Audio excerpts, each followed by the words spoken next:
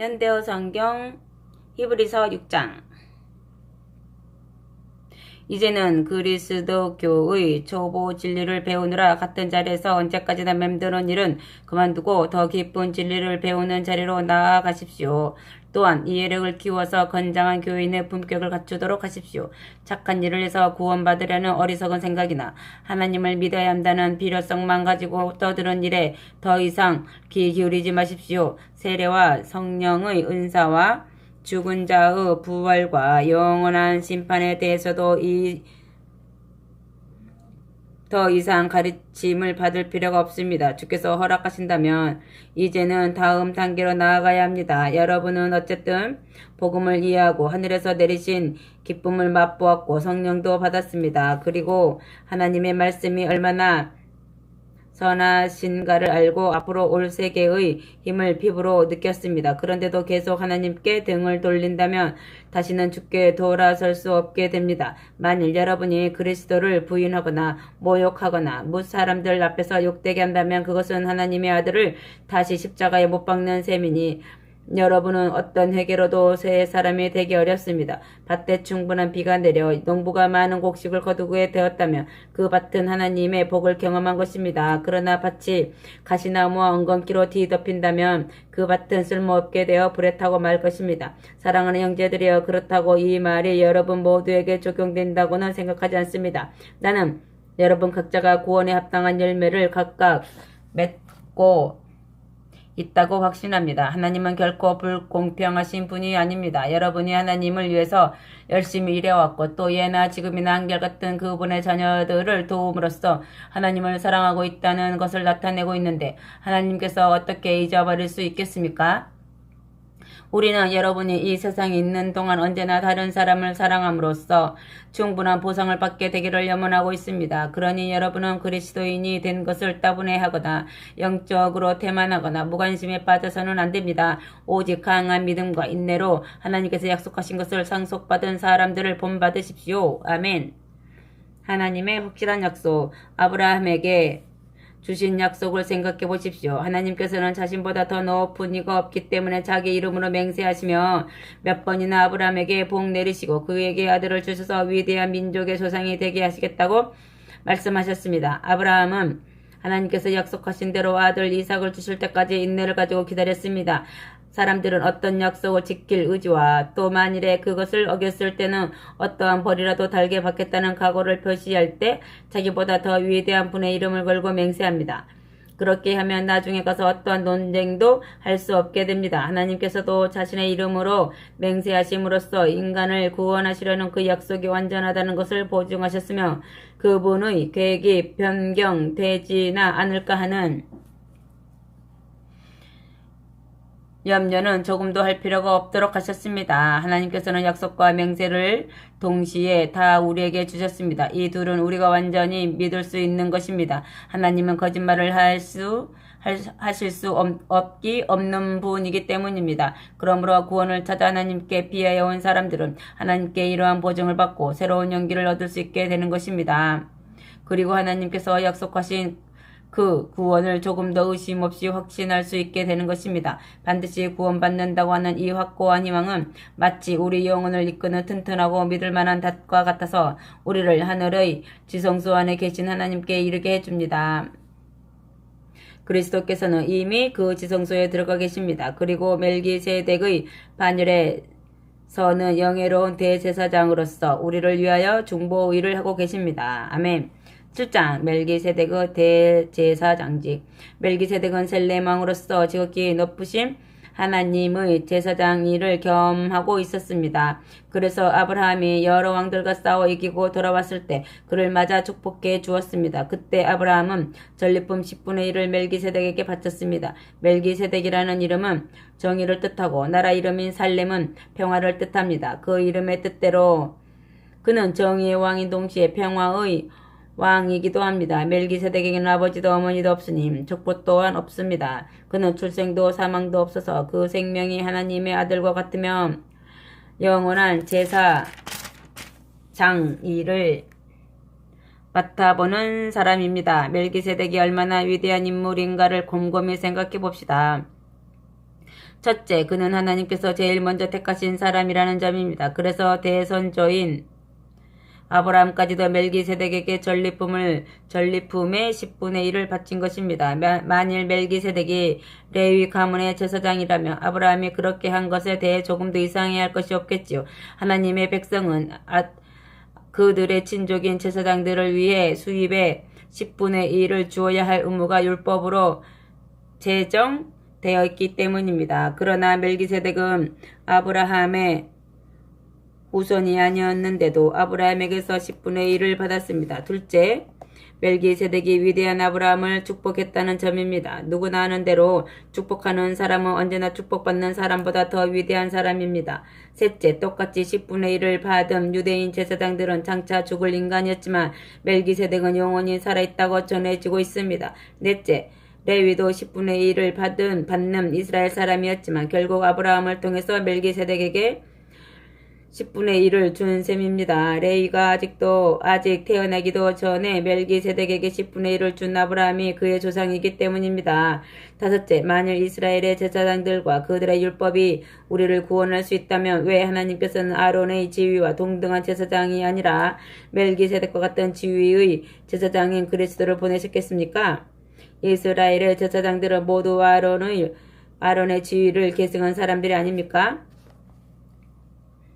하나님께서 새로운 계통의 제사장을 보내실 때는 그것을 받아들이기 위하여 하나님의 율법도 바꾸셔야 됩니다. 그런데 모세가 유다 지파에게 제사장 일을 맡긴 일이 없는데도 불구하고 그리스도께서는 레위 지파가 아니라 제사장으로는 선택받은 일이 없는 유다 지파에서 나셨습니다. 그러니 우리는 하나님의 방법이 바뀌었다는 것을 알 수 있습니다. 이 사실은 그리스도께서 멜기세덱의 지위와 동등한 새로운 대제사장으로 오신 것으로 보아 더 분명합니다. 이 새로운 대제사장은 레위 지파에 속한 낡은 율법의 요구에 따라 되신 것이 아니라 다함이 없는 생명에서 흘러나오는 힘을 근거로 하여 되신 것입니다. 그래서 시편 기자도 그분을 가리켜 당신은 멜기세덱과 같은 이치에서는 영원한 제사장이십니다 라고 한 것입니다. 혈통을 존중하던 옛 율법 규정은 아무런 역할을 못하기 때문에 폐지되었습니다. 그것은 사람을 구원할 힘이 없는 무익한 것이어서 아무도 하나님과 실제적으로 바른 관계를 가질 수 없게 만들었습니다. 그러나 지금 우리는 많은 희망을 갖게 되었습니다. 그리스도께서 우리를 하나님이 받으실 만한 사람으로 만들어주시고 또 우리가 하나님께 가까이 나아갈 수 있게 되었기 때문입니다. 하나님께서는 맹세까지 하시면서 그리스도를 영원한 대제사장으로 세우셨습니다. 하나님께서 이렇게 제사장들을 세우실 때 맹세까지 하신 일은 일찍이 한 번도 없었습니다. 그러나 그리스도에 대해서만은 이렇게 말씀하셨습니다. 여호와 한 번 맹세하셨으니 결코 물리지 않으시리라. 너는 영원히 제사장이 되리라. 멜기세덱을 이어받아 제사장이 되리라. 이 같은 하나님의 맹세로 그리스도께서는 새롭고 더 나은 계약의 확실성을 영원히 보증하실 수 있는 것입니다. 옛 계약 아래서는 많은 제사장들이 필요했습니다. 나이 많은 제사장이 죽으면 다른 사람을 그 자리에 세워 제사장직을 이어나가야 하였습니다. 그러나 예수께서는 영원히 사시는 분이시므로 제사장직을 영원토록 맡아보십니다. 영원히 살아계신 예수께서는 하나님 우편에 앉아 사람들의 죄를 대신 지시려고 자신이 피를 흘렸다는 사실을 하나님께 회상시켜 드리고 계시기 때문에 자신을 통해서 하나님께로 다가오는 사람들을 완전히 구원하실 수 있습니다. 그러니 그리스도야말로 참으로 우리가 필요로 하는 대제사장이 아니고 누구시겠습니까? 그분은 거룩하시고 흠도 죄의 얼룩도 없으시고 죄인들에 의해서 더럽혀지지도 않으셨습니다. 하늘에는 그분을 위한 영예로운 자리가 마련되어 있습니다. 그분은 다른 제사장들처럼 먼저 자신의 죄를 씻은 후 다른 사람들의 죄를 씻기 위해 날마다 동물의 피를 드릴 필요가 없습니다. 그분은 십자가에 달려 자신을 단 한 번 희생제물로 드리심으로써 그 모든 일을 완성하셨기 때문입니다. 옛 제사 제도의 굴레 속에서는 아무리 대제사장이라 할지라도 악에서 완전히 벗어날 수 없는 연약하고 죄 많은 인간이었습니다. 그래서 후에 하나님께서는 맹세까지 하시면서 완전하신 아들을 영원한 대제사장으로 임명하신 것입니다. 아멘. 8장 새 계약의 대제사장. 다시 요약해서 말한다면 우리의 대제사장은 바로 그리스도이시며 지금 그분은 하늘에서 가장 영예로운 자리인 하나님 오른편에 앉아 계시다는 것입니다. 그분은 인간이 아닌 주님의 손으로 지으신 참 예배의 장소인 하늘의 성전에서 제사장 일을 하고 계십니다. 모든 대제사장들이 예물과 희생 제물 드리는 일을 해왔듯이 그리스도께서도 제물 드리는 일을 하신 것입니다. 그러나 그리스도께서 드리는 희생 제물은 땅 위의 제사장들이 드린 희생 제물보다 훨씬 더 값진 것입니다. 만일 그리스도께서 아직도 땅 위에 계신다면 옛 유대의 희생 제사 제도를 따르는 제사장들이 있는 한 결코 제사장이 되지 않으셨을 것입니다. 땅 위에 제사장들이 들어가 일하는 성전은 하늘에 있는 본래의 성전을 번떠서 만든 것에 지나지 않습니다. 모세가 성막을 세우려고 했을 때 하나님께서는 시내산에서 이르신 대로 하늘에 있는 성전을 그대로 번떠서 만들라고 경고하셨기 때문입니다. 그리스도께서는 지금 하늘의 대제사장들보다 더 중요한 임무를 담당하고 계십니다. 그리스도께서 우리에게 전해 주시는 하나님의 새 계약에는 훨씬 더 나은 약속이 들어가 있기 때문입니다. 옛 계약은 이미 효력이 없습니다. 만일 그것이 흠이 없었다면 또 다른 계약을 무엇 때문에 세웠겠습니까?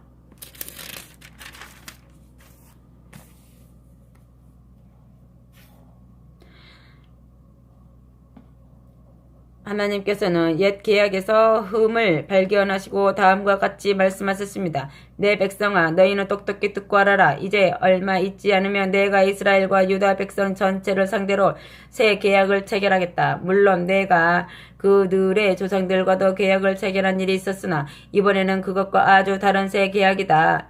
그들의 조상들이 애굽에서 종살이하고 있을 때 나는 그들을 데리고 나왔다. 내가 이렇게 그들을 해방시키던 날 그들과 계약을 체결하였다. 나는 그 계약을 충실하게 지켜주었으나 그들이 일방적으로 그 계약을 깨뜨려 버렸다.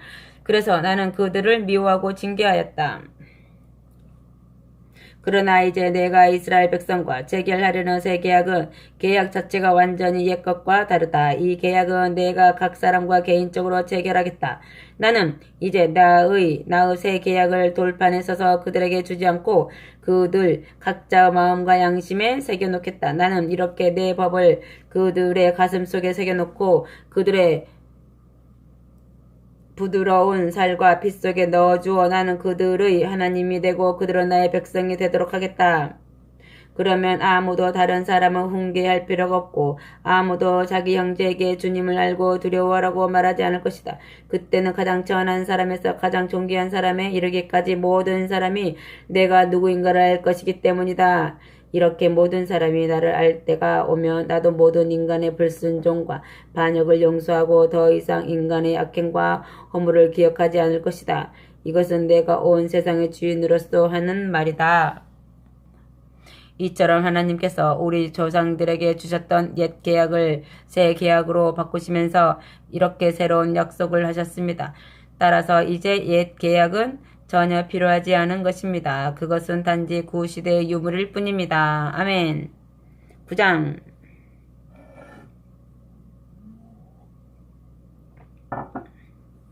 땅 위의 성전과 하늘의 성전.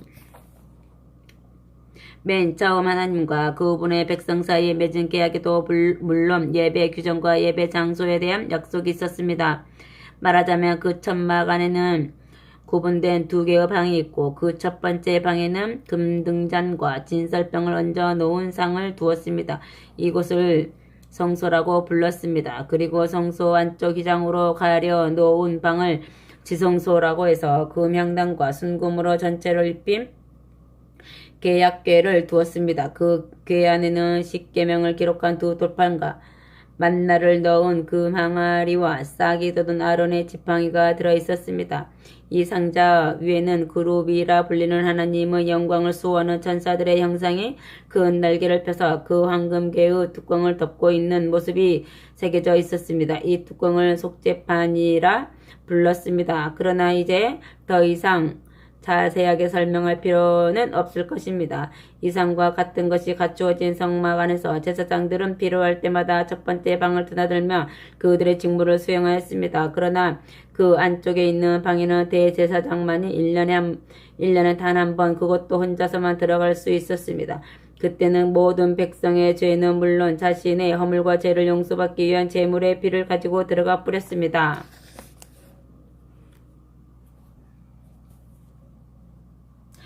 성령께서 이를 통하여 우리에게 가르쳐 주시려는 것은 옛 제도 아래서는 첫 번째 방이나 또 거기에 따르는 여러 제도가 있는 한 일반 사람들은 지성소에 들어갈 수 없다는 것입니다. 이것은 오늘날 우리에게 중요한 교훈이 되고 있습니다. 왜냐하면 옛 제도 아래에서는 아무리 예물과 희생제물을 드려도 그것을 바치는 사람들의 마음까지 정결하게 할 수는 없기 때문입니다. 다시 말해서 옛 제도는 먹고 마시는 음식과 몸을 씻는 데 대한 이런저런 규칙을 정해놓은 일정한 의식의 약속에 지나지 않았습니다. 그래도 사람들은 그리스도께서 하나님의 새롭고 더 나은 길을 가지고 오실 때까지 그 규칙에 얽매여 살았습니다. 그러나 그리스도께서 이제 우리가 가진 이 더 나은 제도의 대제사장으로 오셨습니다.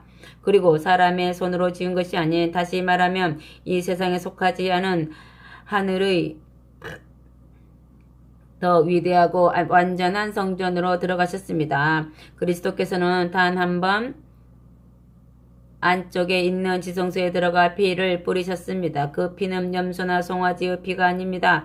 그리스도께서는 자신의 피를 흘리셔서 그 피로 몸소 우리에게 영원한 구원을 보증해 주신 것입니다.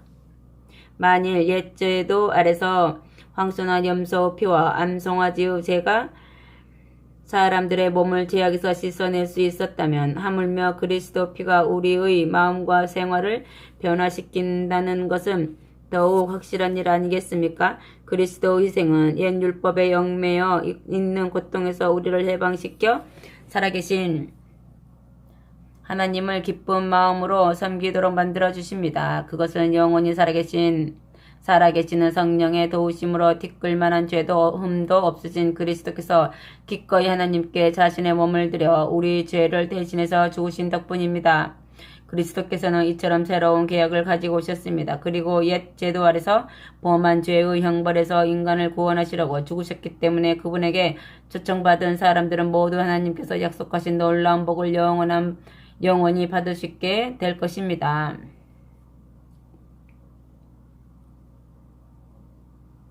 만일 어떤 사람이 재산 상속인을 정해놓은 유언장을 남겼다고 합시다. 그러나 그 재산은 유언장을 남긴 사람이 죽은 것이 증명될 때까지는 아무도 손댈 수가 없습니다. 유언은 유언한 사람이 죽은 후에야 비로소 효력이 발생하기 때문입니다. 그 사람이 살아있는 동안에는 아무리 그 재산이 상속인에게 약속된 것이라더라도 쓸 수 없습니다. 이런 이유로 첫 번째 계약도 효력을 발생하려면 그리스도 죽으심을 증명할 피를 뿌려야 했던 것입니다. 모세는 백성에게 하나님의 율법을 다 들려준 후에 물에 섞은 송아지와 염소의 피를 우슬초와 붉은 양털에 묻혀서 계약의 책과 모든 백성에게 뿌렸습니다. 그리고 모세는 이렇게 말했습니다. 이 피는 하나님과 여러분 사이에 맺은 계약의 효력을 발생하였다는 표입니다. 이것은 하나님의 명령에 따라 여러분과의 사이에 세우게 된 것입니다. 또 모세는 성막과 예배에 쓰이는 모든 기구에도 이와 같이 피를 뿌렸습니다.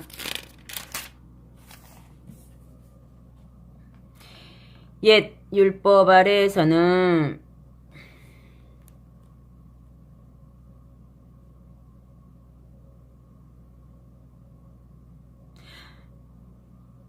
모든 것이 피로써 깨끗해졌다고 할 수 있습니다. 피 흘림 없이는 죄를 용서받을 수 없기 때문입니다. 아멘. 그리스도 희생을 통한 속죄. 하늘에 있는 것을 본떠서 만든 땅 위의 성막과 그 안에 있는 모든 것은 이와 같이 모세가 짐승의 피를 뿌려서라도 정결하게 만들어야만 되었습니다. 그러나 그 원형인 하늘에 있는 것들을 정결케 하려면 훨씬 더 나은 희생제물이 필요한 것입니다. 그리스도께서는 하늘에 있는 참 성전을 본떠서 지은 땅 위에 있는 성소에 들어가신 것이 아닙니다. 바로 하늘의 성소에 들어가셔서 지금은 우리의 친구로서 하나님 앞에 계십니다. 그리고 그리스도께서는 땅 위의 대제사장이 해마다 정한 날에 짐승의 피를 가지고 지성소에 들어가 버린 것처럼 자신의 몸을 해마다 희생제물로 드릴 필요가 없습니다. 만일 그래야 한다면 세상이 시작되던 때부터 몇 번이고 거듭 죽으셔야 했을 테지만 절대 그렇지가 않습니다. 그리스도께서는 이 시대의 끝날 죽음으로 죄의 세력을 영원히 제거하시려고 단 한 번 이 세상에 오신 것입니다. 마치 인간들이 한 번 죽은 뒤에 심판을 받게 되어 있는 것처럼 그리스도께서도 많은 사람들의 죄를 제거하시기 위하여 자기 몸을 들여 한 번 죽으신 것입니다. 그리고 그리스도께서 다시 오실 때는 우리 죄 때문에 다시 희생제물이 되는 게 아니라 그리스도를 간절히 기다리는 사람들에게 구원을 주실 것입니다. 아멘.